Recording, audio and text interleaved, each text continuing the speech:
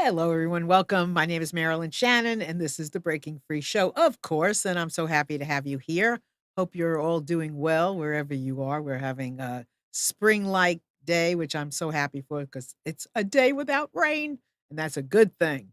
So, as we progress in our show, remember you are more than welcome anytime to call in at 919-518-9773.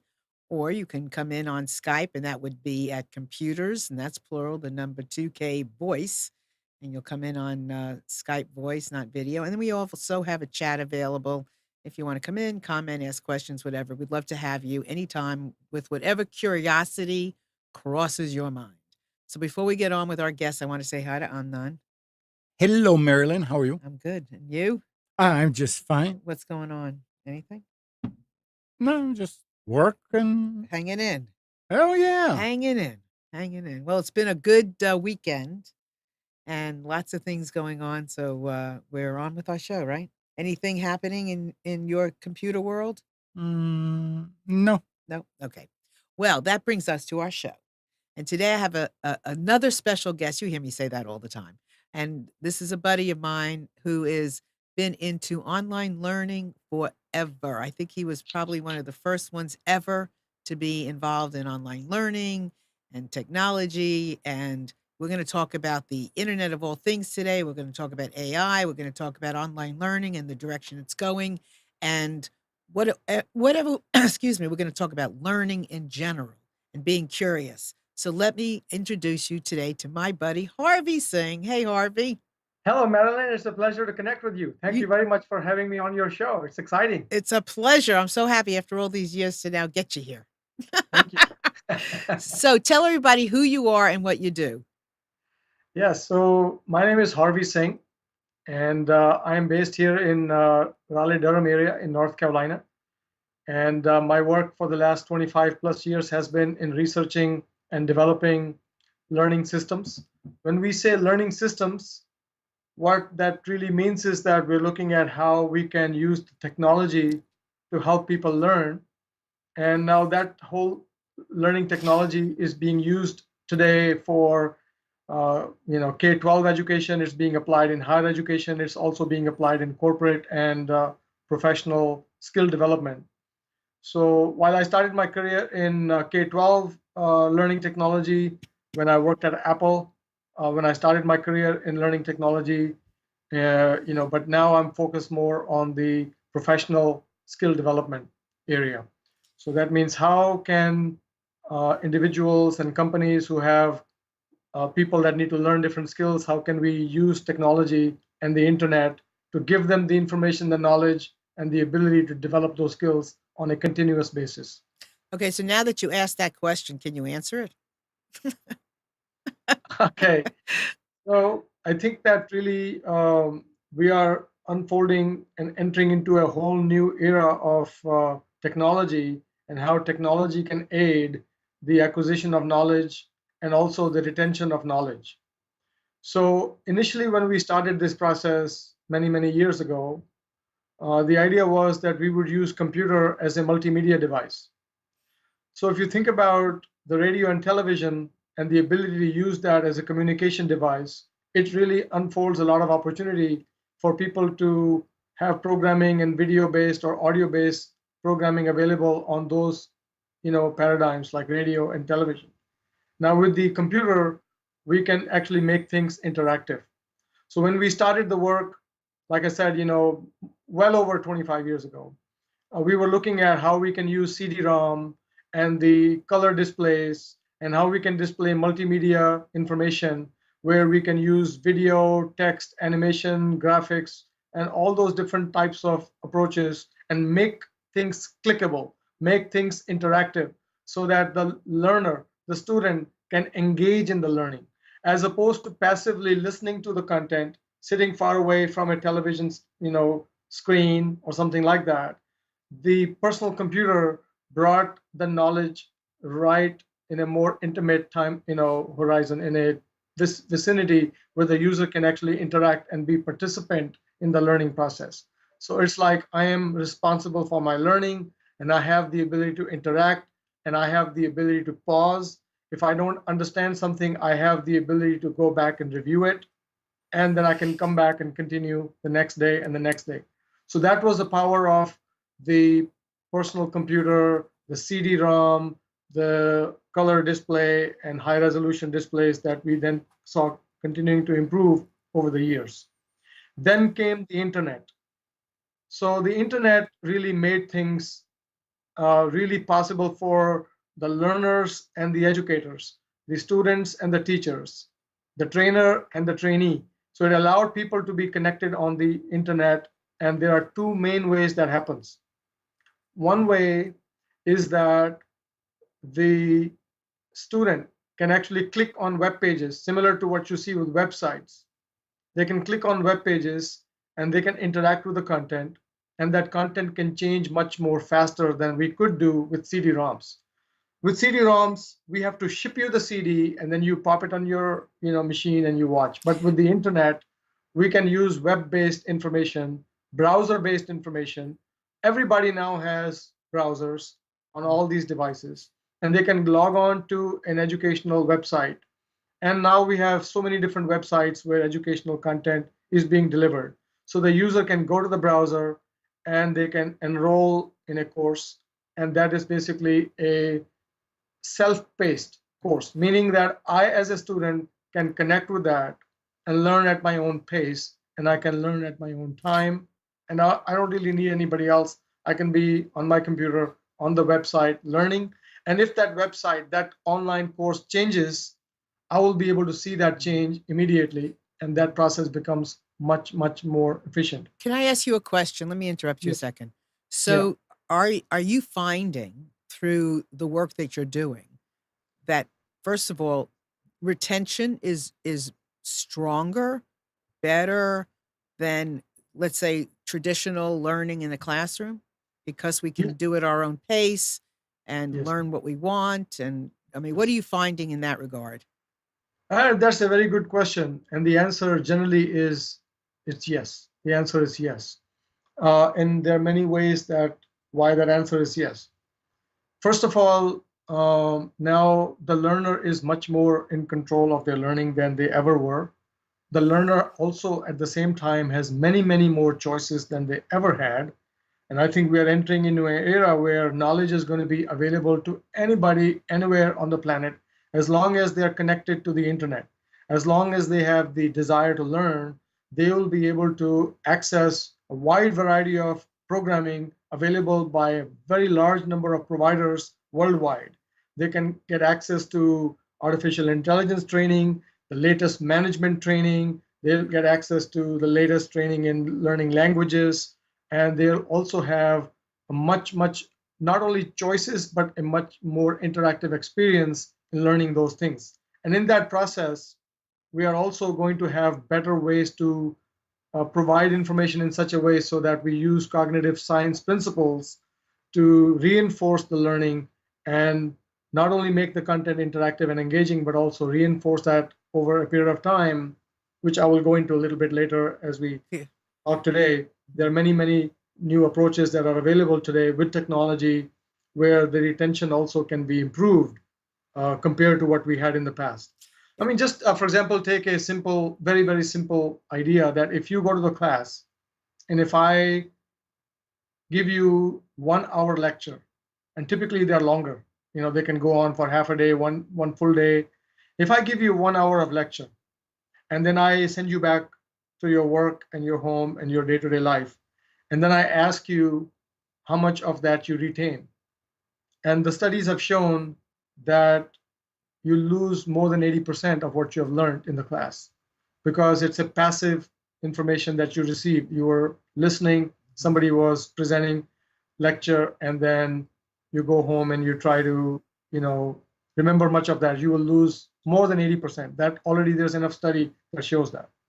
Now, when it comes to, computer-based learning or internet-based learning or mobile devices, nowadays we have mobile apps. So with that, you have the ability to review as many times as you like. If you don't understand, you have the ability to review and pause and continue. But more importantly, that information can be actually pushed to you. So if the programming is done correctly, we can also interject and remind you and reinforce that learning. And there are programs available today that take advantage of that type of methodology. The technology gives us the ability to do that. Now, some programs take advantage of that fully and some don't, but there are a lot of programs available that will send you the information in repeatedly over a period of time so you can retain that. And I have lots of questions, and I love talking about learning. So I'm all over this. Why is learning so important to you? Learning, Why was this your thing? for personally, actually, well, I go back to really my own childhood and upbringing, where education was a very, very important aspect of my upbringing. And I was born in an environment where we had a Catholic school. I was born and raised in India. I was there till I was in 12th grade. I finished high school. Then I moved to US and I got into NC State University as a computer science major. And after completing that, I went to work in the industry for a couple of years, and then I went into graduate school, initially at UNC Chapel Hill, computer science department for one semester, and then transferred over to Stanford University, completing a master's in computer science and then another master's in education and education technology, to be specific. Now, in this process, I met with really a number of key individuals who shared their passion for learning, who shared their passion for human development, and who pointed out, and it became very clear to me, that teaching and education was a noble profession, that we really need to develop the full potential of human beings wherever they are, so that this whole living process and also going into the future, we can make it better and we can not repeat the mistakes of the past we have seen overall. So education in general, as an overall field, became very, very important. And I realized the importance of education. But not only education in terms of the subjects like physics, chemistry, math, computers, and so on, but more importantly, the development of the whole human being as we understand life, as we understand relationships, as we understand how we work in this world, how do we interact with others, and how do we create meaning and purpose, and how can we create peace within ourselves, and how we can live peacefully. So education, therefore, was a very important overarching theme that has been in my life throughout my upbringing. And that is by the virtue of the fact that I had tremendous opportunity with marvelous teachers and my parents and other community of people that I was around. I was very fortunate to have that uh, opportunity to meet with these individuals, work with them, learn from them, and the values of good education and a holistic education, really. So then the question became, how do I apply myself in a career perspective? And I was really very hesitant to go into any computer programming kind of a work or any kind of software design kind of work. I wanted to see how could I apply it in the right way, that I have this computer science background, I could apply it. And I took some additional time at Stanford University before jumping into a job. I spent at least 2 years just researching what would be the way I can apply computer science for myself that would be most meaningful.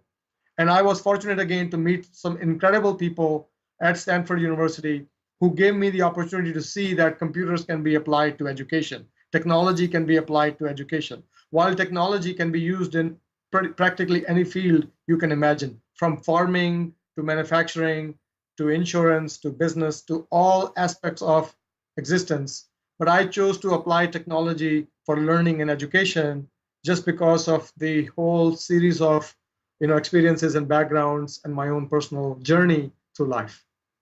It's a great answer, Harvey. I love that answer. I was thinking a sister-in-law of mine recently, and I'm 65. I think she's probably 61 or 62. Just had to take a series of online learning for her job. And she was a little apprehensive because she hasn't taken any tests in a long time. She hasn't had to take a class in a long time. And this was over a period of, I think, about 12 weeks. So she was really apprehensive. and then she went and took the test and she passed. And I'm Hmm. wondering, now that we're talking, what the opportunities are for older learners even Mhm. to Mhm. expand, not just, young Yes. kids and young, Yeah. but the rest of us who haven't Correct. been taking a test in a long time. What is that? That's like Yes. opens up a whole new Yes. thing. Yes, that's right. I think that's a tremendous question as well. I really like that question. So I think one of the things we all realize is that education and learning process is all about continuous lifelong learning. That's the key word, lifelong learning. And that has stuck in my head for a long, long, long time, lifelong learning. So it's not about what you learned in school. It's not about what you learned in college. It's about how you learn anything at any time at any age throughout your life. And as a matter of fact, even today, you know, as adults, we are learning new things that we thought we knew. For example, even if I say to you how I sit at work at my workstation, right? Now, there are right ways to sit on the workstation, and there are incorrect ways to sit on your workstation. If you sit the correct way, you can sit longer, or you can actually learn the right technique so that you can work without discomfort or back pain. So, there are right ways to learn. In fact, even drinking water, we all say, hey, I know how to drink water. But I tell you, there are some people who have researched and found out the right ways to drink water and how much, and then how do you really drink water when you, for example, they tell you now that it's better not to have water right before the meal. It's better not to have water right after the meal. So for everything in life, for little things that we think we take for granted, there are better ways that make our life better, that improve our health, our hygiene, our ability to live longer, and so on. So learning is a lifelong process. And it does not really matter what your age is, and it does not really matter where you are on the planet. If you have a little bit of means to be able to connect and to be able to have a little bit of basic knowledge to find information on the internet, you can plug yourself in and learn. Now the revolution has gone into not only the internet from the computer, like a personal computer, but we have gone into mobile devices, which have practically revolutionized computer and internet technology and put it in the hands of everyone because it's now part of the phone, it's part of your calendar and part of your email and everything, all the different things that you do and chatting and communicating with your friends and social media, everything is in literally your hand. Now, with that information, you can plug yourself into the apps and websites which give you meaningful educational content, and you can uplift yourself and you can uplift others around you. If you want to learn the better techniques for parenting, because we think that we know what it means to be a good parent, because we saw our parents do some actions, we tend to repeat those actions and we think we know what good parenting is. But maybe there are some better ways. Maybe there are other ways, better ways that people have found out who have been researching this field of parenting, and I can learn something from that. Maybe there are some new ideas that I can apply in my own life. So I can find an online course. I can find an online app on my device. I can download that and I can learn that. Maybe there Harvey, are, let me ask you something though. yes. One of the things that comes up for me when I'm hearing you say that, and everything you're saying is true about the water, but does it not make you crazy though? Because like you can keep learning something. Say 1 minute, you shouldn't drink the water before you eat. The next they're telling you don't drink it after you eat. Then new research comes out and says, drink it before. Then it says, I mean, it's a constant thing. So as a learner, how and where do you draw the line? That's also a good question. Of course, with the internet, you see, with the information, now we are flooded with information, and there are more and more choices that we have to learn and different ways that we can find out information that was not even available. So when we were living, 50 years ago, when we go back to my grandmother's day, they had only limited information and they had to act and operate accordingly. They had certain information they learned from their neighbors and their school and their parents, and they operated in the world with that information. Today we have information overload. They call it information overload. So I think that same idea applies to education content as well, similar to entertainment and other walks of life. So for example, you had 10 recipes for your kitchen. Now you have hundreds of them, and you can go to YouTube and download Thailand cuisine, Vietnamese or Chinese, or Indian, whatever dish you want to make, you can have a flood of information. Now it really comes down to that I, as an individual, I have to direct my learning and direct my interest in a way that is time effective, and I'm able to make sense out of that and proceed. So it really goes down to me as a learner. It puts the responsibility with me in my mind. I'm just kind of speaking out as an individual. The person will have to take more responsibility for prioritizing what is important to them.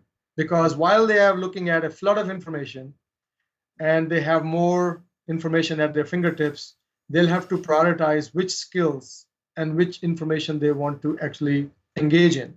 And then they also have to take interest in improving that skill. So what happens with education versus or skill versus information is that when it comes to developing skill, you have to do certain things in a very diligent way over a period of time. And you have to build knowledge, skill, and you have to develop certain attitudes to become proficient and to actually become an expert in a certain skill. So I have to take interest to say, well, I'm interested in these few skills that I'm going to focus on. The rest of it is information I may get, and I might decide whether I want to develop that further and bring it in and then begin to monitor my progress. But if I want to make that skill something that I'm proficient at, something that I can be an expert at, then I need to put a diligence into that. Even though there might be large number of YouTube videos and websites available on that, I have to find out which one of them are trusted sources that I can depend upon, number one. Number two is I have to apply my own common sense and see whether those information sources make sense or they are faulty or they are providing incorrect information. And I have to also apply it in my actual life and see what is working, what is not working. Because in fact, an expert might tell me a good idea, but it may not be meaningful to me and it's something that I may not even need. So I have to see what is meaningful. Yes, so it does put a little bit of a burden, you are right, on the individual to set for themselves a certain priority and a certain diligent approach to develop a certain areas of skill. So they have to go beyond just the conundrum of information.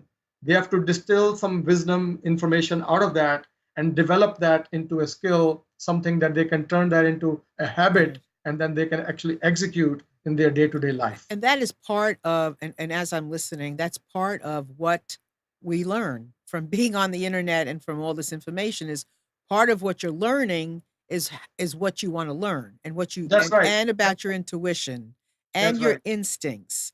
And Exactly. as you grow, it's broadening you in so many different directions that you Right. then can make a decision. Right. So exactly, I think now you are touching the point that I raised in the beginning of our session today. I mentioned that we are developing, our interest should not be just in terms of purely information and data, because we have a lot of it. We have too much of it in many cases today. What becomes more important is to develop the skill right from a very early age today, and then continue that skill really is needed by people at all ages so that we can know how to learn. So learning to learn becomes an important part of the education process going forward. How do we learn? How do we prioritize? How do we develop intuition? Because intuition actually is not something even talked about in the school system today. But what you mentioned about insight, intuition, these are very, very important attributes that we need in our life in developing a whole, the holistic aspect of a human being. So yes, they have to become discerning. They have to see what information they are getting and how they are going to, what many of these information they have to totally discard because it makes no sense and it does not apply to them. So they have to be very discerning, and learning to learn becomes an important skill going forward as we move forward as a species. So we've gone through. You've shared basically two different stages, I guess. Now, going forward, you're at a crossroads in going forward now with technology. You always have to stay ahead of the game because you've got to. It's almost like you have to help take us where we have to go.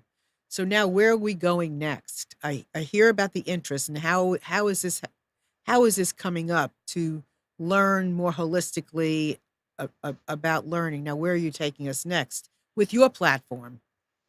Well, I think that really the technology is always evolving, and that we will see. If you look back in the next 30 years, if you look at the evolution of the personal computer and technology, internet over the last 30 years, it has been absolutely a breathtaking and tremendous progress you can see there. Now, what happens is that every time there is a new evolution in technology, that can be applied to learning. When the internet first came out, the website, the concept of HTML and web pages and web browser came out, we could immediately see that it can be applied to educational content. You see, I can present, instead of putting things on a textbook in a printed page, I can now put it on the internet, accessible to a browser, and that can actually link up to many more pages of information. And I can even display video in there, and I can display images and animation and so on and so forth. So I can easily see that it can be used for educational content, right? Now it evolves further to mobile devices. So you can easily see that now we can put that content, the knowledge in a interactive mobile app format, and somebody can download. If you want to download a lesson which is teaching you how to speak certain language, let's say foreign language or second language, you can download the lesson. Now, the next thing comes from there is that you can make that lesson interactive and you can make that lesson game-like so that you are not only just reading information, which you normally do on a textbook, what we can bring it to life. And by making it game-like, you are able to retain the attention of the student, and more students get hooked into that learning process, which is what we really need. We need the learning to become more engaging. So this game technology, the mobile app technology, and the internet are making the learning process much better. So from a learning platform designer, I need to figure out how we can combine these elements and make the learning platform easy for teachers to plug in their content and make it game-like, and how they can make it available on an app so the students can be anywhere, anytime they can download the apps and engage in that content. So that's one of the innovation that we see, is that gaming technology, the web browser technology, and the mobile apps are kind of coming all together. So that's one of the areas that I see of a future advancement in this learning technology field. Another area of advancement is a broad area called artificial intelligence, which is something that has been around for many, many decades. In fact, we can go back to not only the 1940s and 50s, but even before that, where people and individuals and researchers, many parts of the world have been thinking about how the computer, how can a machine actually behave more like a human being? How we can pose questions to the machine, and machines can respond similar to how you would expect a human being to respond. So this thirst for creating a artificial intelligence through the machine has been a quest that human beings have been on for many decades. But now with the revolutionary technology, not only of the internet, but also of the processors that we have in our computers, which are much more powerful today than they have been ever in the past, we can actually plug in a lot of data into the computer, and the computer can crunch the data and then basically come up with a, some sort of an answer. And that could be reading through lots and lot of text, or it could be a lot of information, a lot of data, and be able to look at how the words are being used and be able to communicate to us using a human kind of a language format, which is now called natural language processing. So artificial intelligence is a broad field, and there are many applications of artificial intelligence. One of the applications is called natural language processing. That's one of the examples. So artificial intelligence and natural language processing will make a deep impact to many areas of our life, but learning is going to be one of those. Education and learning is going to be transformed through computers, through internet, through mobile devices, through artificial intelligence.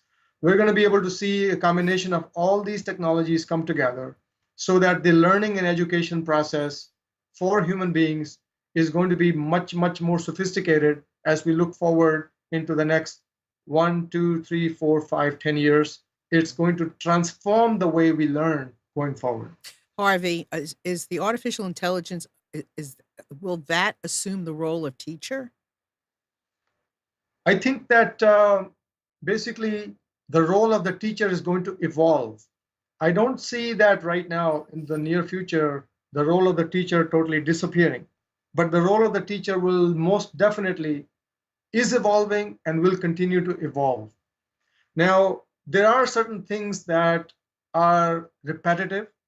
For example, if I want to practice certain, let's say I'm in kindergarten and I'm learning certain words, and I can associate the words with pictures, and I can match and do those kinds of things. An iPad and a artificial intelligence oriented little device can help you do that, practice, practice, practice, and so on. So there's no need for a teacher to be sitting there all the time. Similarly, if I'm learning certain language, I don't need to be there with the teacher all the time. So yes, I do see that in some areas where there's repetitiveness, the role of the teacher is going to come down.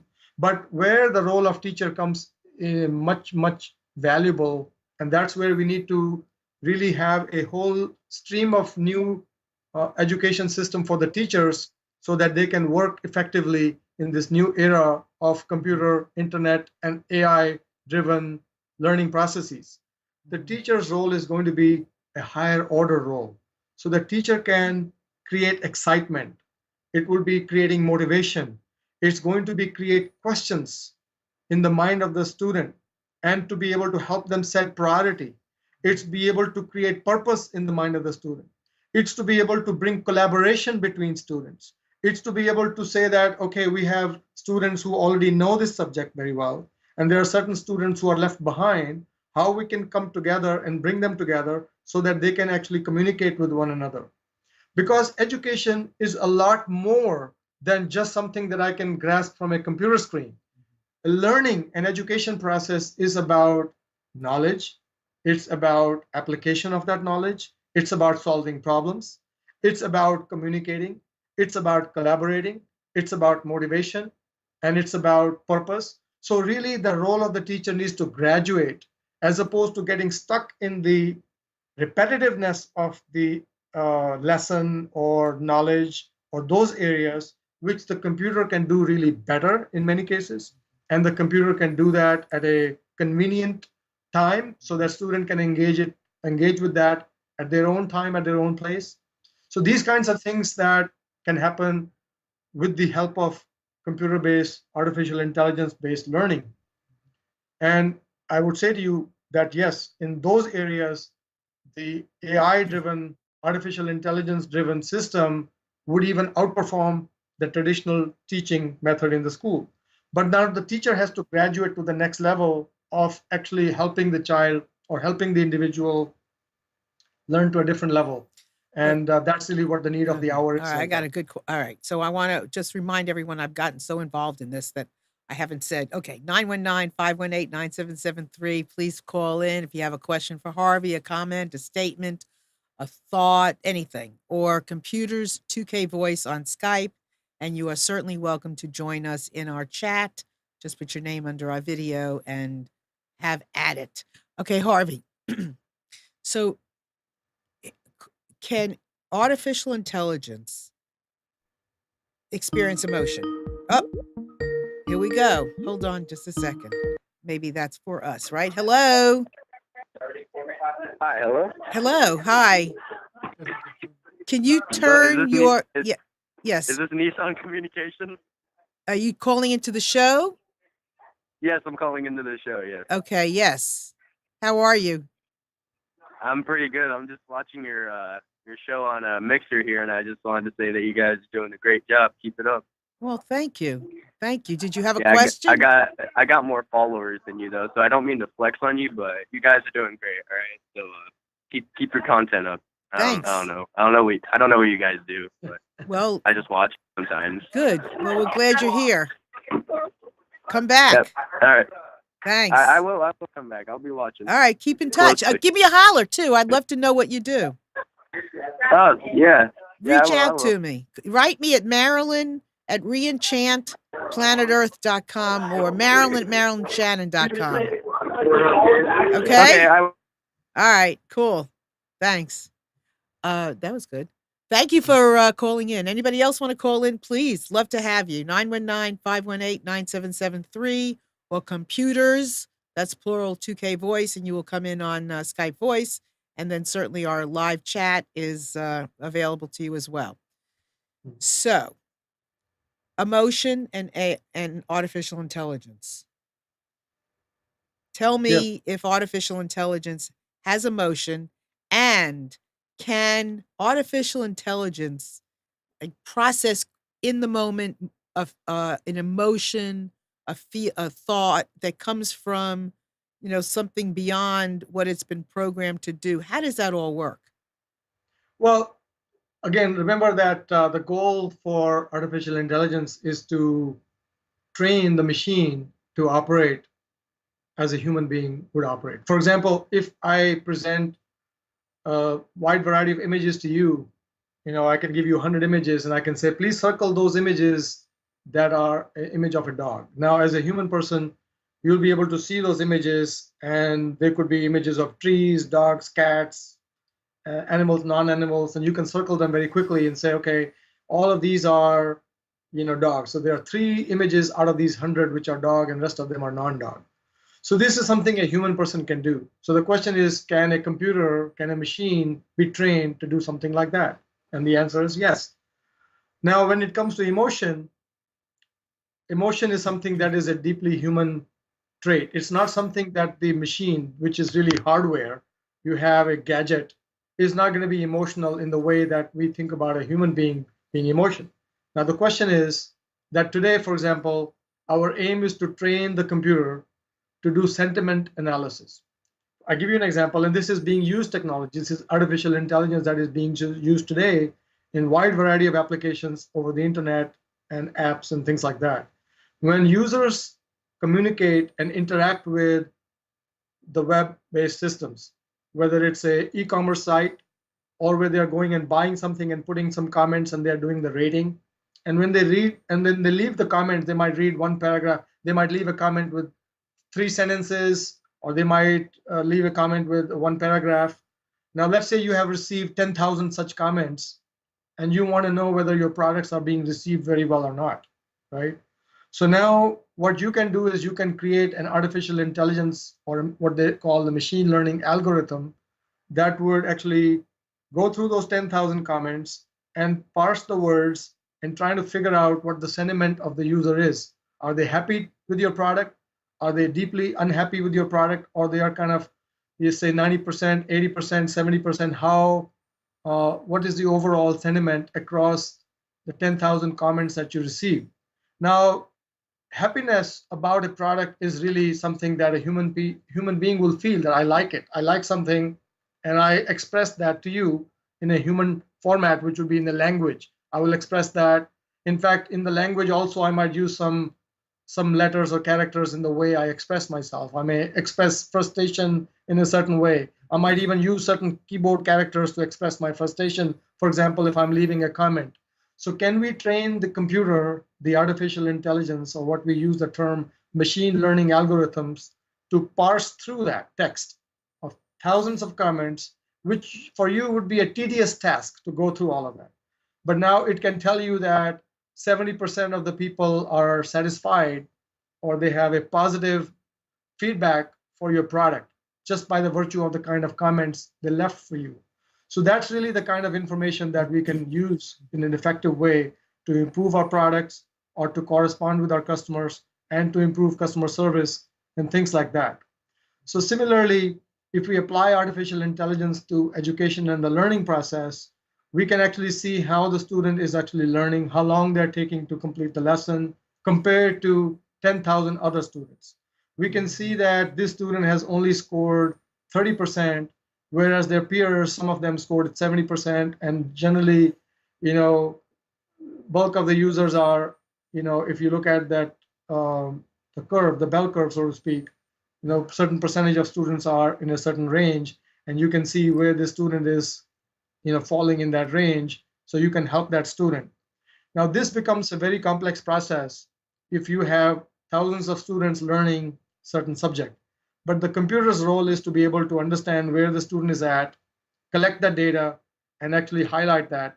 In fact, some of the things that computer can take action on its own. We can program the computer to say, okay, on this condition, if the student is falling behind, then interject some new video or interject some new email message or interject certain other information so that we can help that student. That computer can act on its own, but in certain other areas, it might alert the teacher and say that, this student is falling behind, so the teacher might have to interject and find out what's happening. So we don't really need at this time to worry about, can the computer cry, and is it crying? Right. Okay, is it doing that on its Right. own volition, or is it because we have programmed it, or certain conditions it can actually uh, be made to look like it's crying because certain data has been fed to it. So for example, if I tell the computer that if I give you news from all around the world, and if the new news actually means that so many people in so many places have been hurt, or they have been killed, and then that means that it's wrong, and in fact I can even feed the computer with information that this whole thing could be avoided. So then the computer knows that that's really a really painful thing, and the computer can then therefore learn emotion in that way. Yes, so the idea is that it's how do we actually now train this computer, so to speak, and what information, what data, what conditions, what values we put into that information in the computer can then acquire.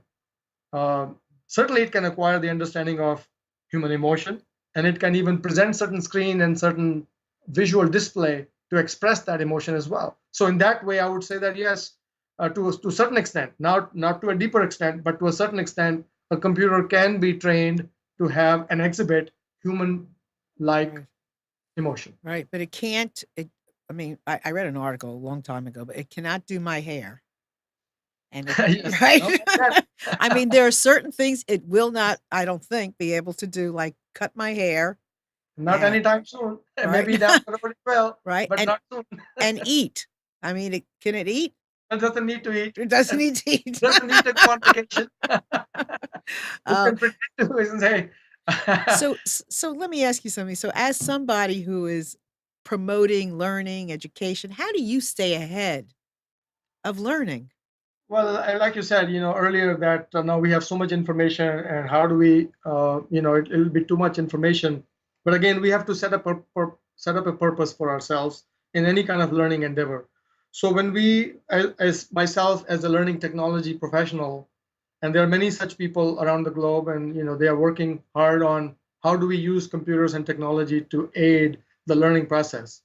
So when we have that question in our mind, primarily we have to look at the learning methodologies and cognitive science and instructional paradigms and approaches.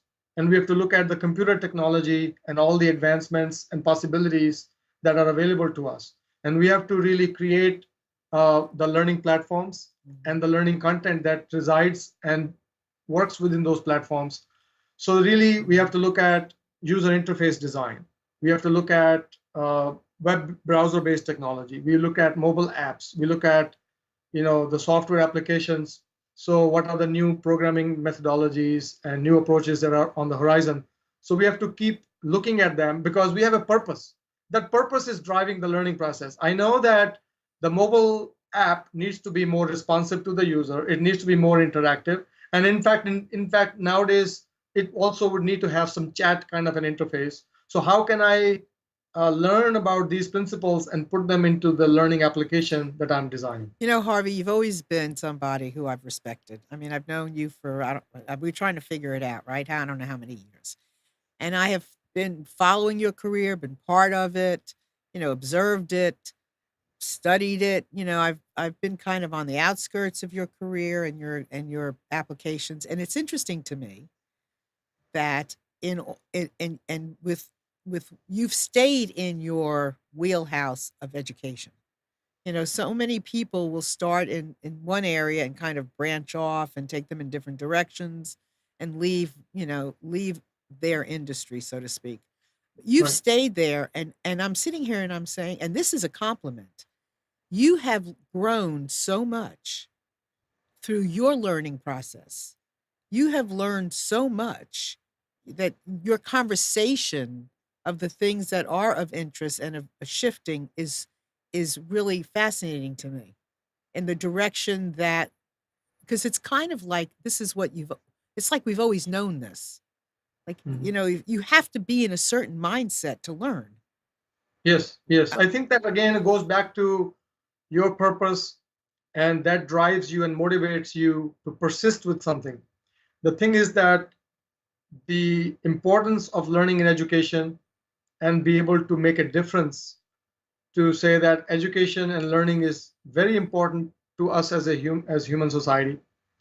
Now, once you have that, then you say, well, the computer systems and the way we use technology is evolving, and that means that we have to constantly look for improving the systems that we put in place, or the learning platforms can evolve with the evolving technology to keep improving the learning processes. Now, that can be applied in various ways. I work with organizations, some of them deliver leadership training, some of them are providing training programs around technology, software training, some of them work with insurance field or medical field, medical devices, doctors training, nurses training, wide variety of subject areas. So my clients are organizations that produce educational programming content, and they are educators and trainers. That's what they do for a living. And most of those clients that I work with have actually been in their own industry for many, many, many years. 2 decades. I working with an individual who has been medical education for more than 20 years, practically most of their career. I'm working with some other individual who is actually in leadership training for many, many, many decades, and so on. So when we work with individuals like that, my goal is to bring them the learning technology ideas and say, how can we use learning technology, the best of it that's available today, that is affordable, practical, that we can deploy, and we can put your content and your knowledge and your, you know, expertise into a computer-based program, which then hundreds and thousands of people all around the globe can access. So the thing is, we are helping these individuals create an online learning academy.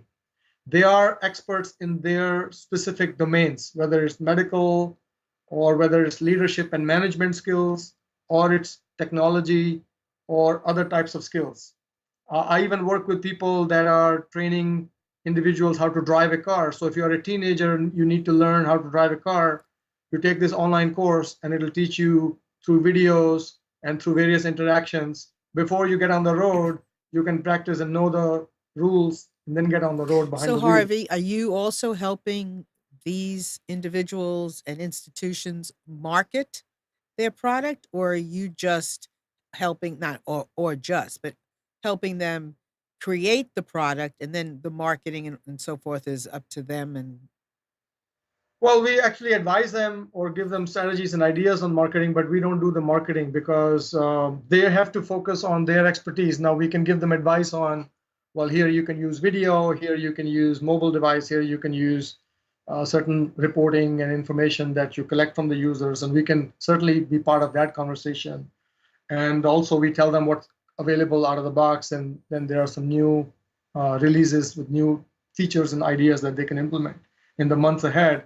So our goal is to become part of their learning technology platform team and be part of their, you know, learning ecosystem, help them create a learning ecosystem.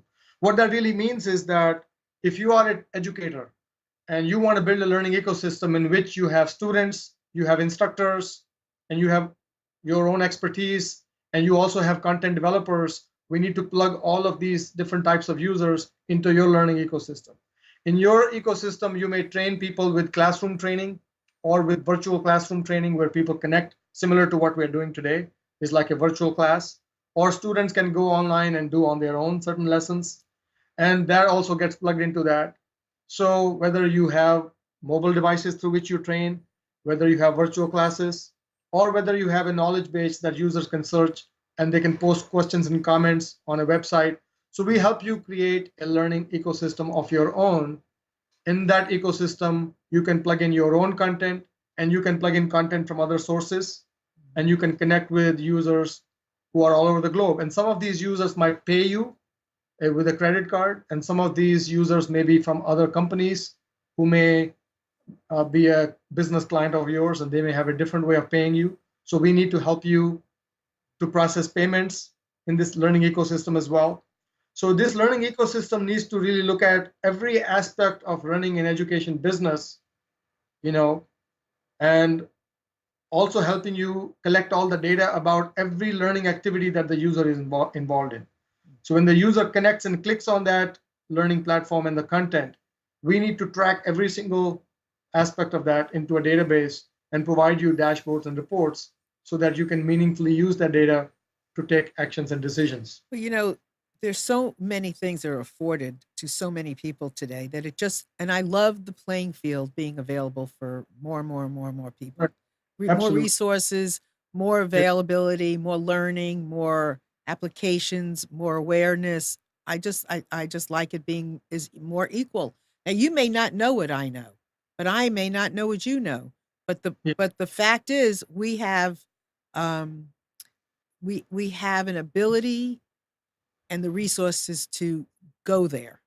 I That's can right. go there, you can go there, Sarah Yeah. Sue can go there, and we all can go there if we want. And I think that's the way it should be. So Right. So, yeah, go for ahead. example, if you set your goal on saying that I want to develop students who can learn about, um, let's say, leadership principles. Now, you have to research all the different ways that leadership can be communicated and taught to students, and you come up with exercises and projects and content that they can read and learn in an interactive way. And you can also create a class where they come to the virtual class, they can connect from various parts of the globe, and you can give them a virtual class. Then they go back and work on a project, and they submit certain project back to you as an assignment, and then you meet them again the next week, and so on. And that program can go on for 6 weeks. So you can say, we are going to learn about the best leadership training principles, and we are going to create a learning system through which that can be communicated, and more students can enroll in that. And then after 6 months, you can review and upgrade that learning program. So now you, let's say, incorporate better ideas and better content into that so that your program can evolve and you can give more information and better knowledge to your students. So I think it's an evolutionary process. And the expertise, like you said, you may be an expert in the leadership skills, but you may not be the expert of learning platforms and technology. So that's where collaboration can happen. Right.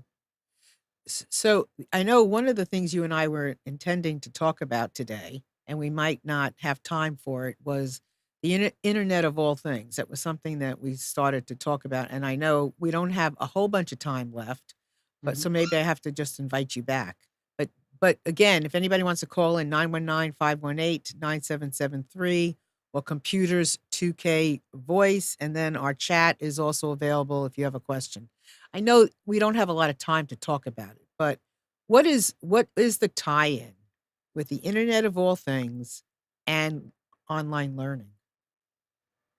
Well, I think that the learning is a very broad field, and learning process can use a lot of different technologies that are already there and that are on the horizon.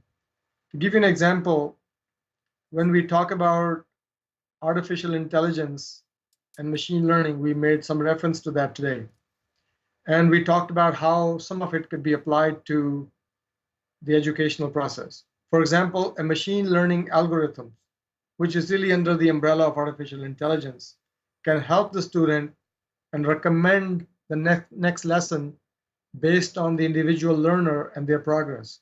And that can be individualized. The next lesson for you might be very different from the next lesson that has to be provided to Sally or to Harvey or to whoever. So the computer-based program, which is driven by machine learning algorithm, can personalize the learning and the lesson plan for every student.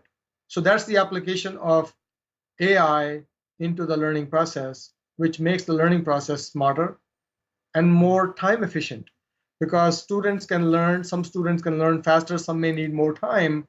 So the learning efficiency can be improved, no doubt about that. Now we go further into that and say, what are the new technologies that are on the horizon? and how we can harness those. One such technology that is now becoming more and more pervasive is the idea of Internet of Things, which is IoT. IoT is an important field where now we have devices which are interconnected. In your homes, you will see devices like Alexa, which is actually an IoT device, Internet of All Things, Internet of Things. It's a device that is sitting there on your counter, on your kitchen counter or desk or wherever it might be, and you can speak to that. So the natural language processing and the ability for me to command that device to play something or to give me some information, there I'm utilizing all of these things together. I'm using the internet, I'm using Internet of Things, and I'm using machine learning and artificial intelligence all coming together.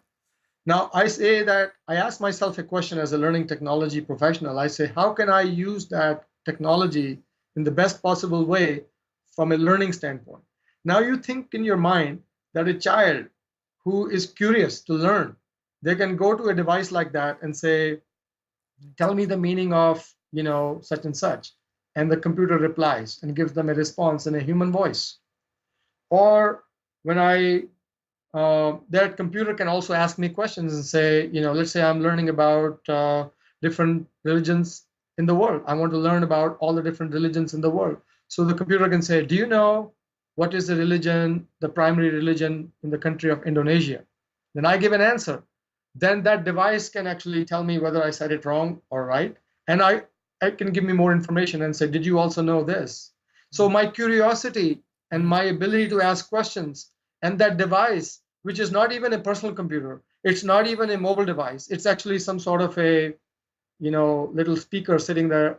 It can actually communicate to me and I can learn. It can ask me questions and I can also ask questions, and it can actually have a more like a human-like communication. Can you imagine the possibility for learning Well, with that? I have three little grandsons that I bought Lexas for because they're also curious and it's teaching them how to ask questions. And Right. it's fascinating because, whether it's music, I mean, Yes. they can ask it to play some music and it plays. My grandson is really into hockey and he can Yes. have a conversation with Alexa or Siri that I'm like blown away. I can't believe it. But listen, we're almost out of time and I want you to tell everybody where if anyone is interested in learning more about what Harvey does and as far as online learning cuz you can teach online, Harvey can tell you. So Harvey, tell everybody where they can find you. So I work in Raleigh, Durham area. My company is called instancy.com that you will see at the bottom of the screen, I believe. So instancy.com. And when you go to that website, it also has my phone number, and you could correspond through that website. There is a phone number there, and you can also send us an email, and that would be the easiest way to do so. So and I love this. And will you come back and talk to me more?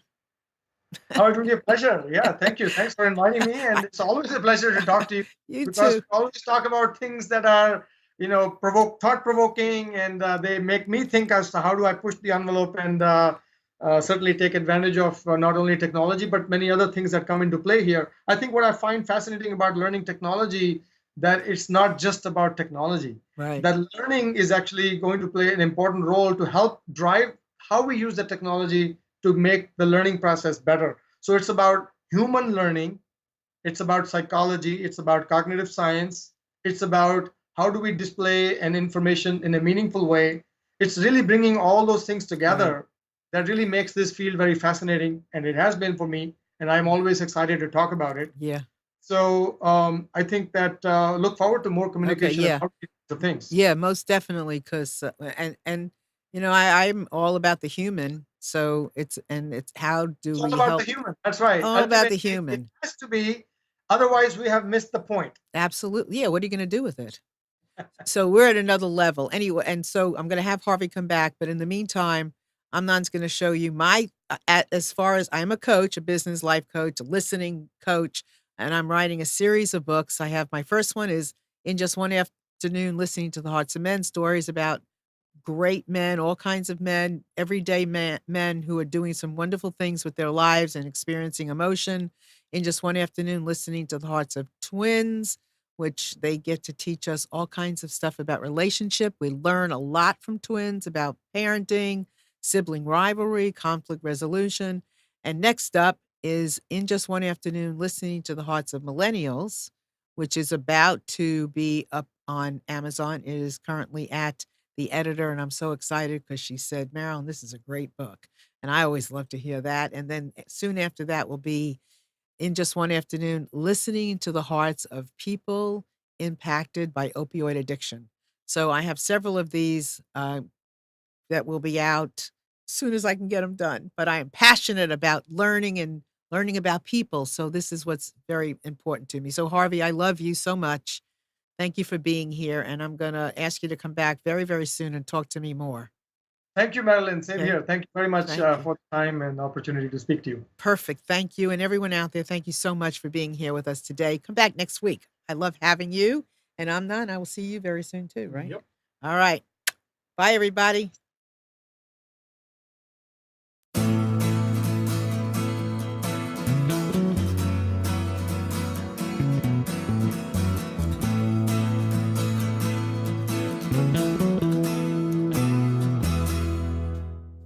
You are tuned to the Nissan Communications Network. If you tuned in too late, you can always watch each program in its entirety or download an MP3 audio file of it in the archives section at nissancommunications.com. Don't forget to subscribe to our YouTube channel, follow us on Twitter, and like us on Facebook. Sponsored by Telestream's Wirecast software, StreamingGear.com, Carolina Apparel, and DeltaForce.net.